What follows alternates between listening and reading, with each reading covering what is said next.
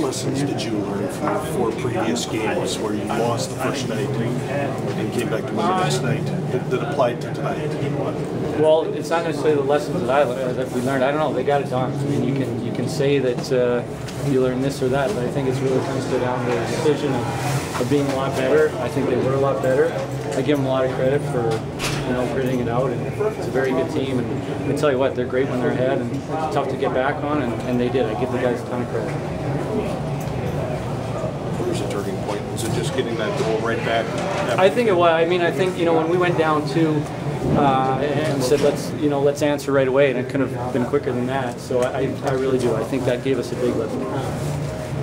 Biggest win of the year. Biggest win of the year. I mean, it's such a great. Well, you know what? I'm really happy for this team because this is such a great way for them to go out, and they've done so much for us. And this is this is our last game. This is our playoffs, and this is our final exam, and they were tremendous. So I'm most happy for them. Congratulations. Good luck. I really appreciate it. Next year. Thank you. You got it.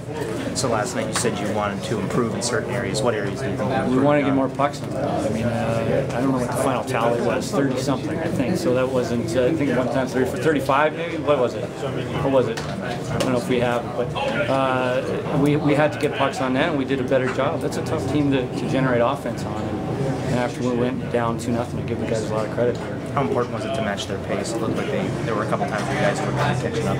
I thought we didn't in the second, to be honest with you. I thought we didn't match their pace, and we didn't match their jump, and it was something that we wanted to do in the third.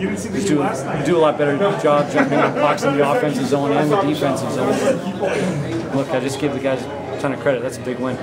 Yeah, you had mentioned, I was just going to bring that. There was like 7 or 8 minutes left in the second. It seemed like you guys got a little sloppy, but Scoffer held it together.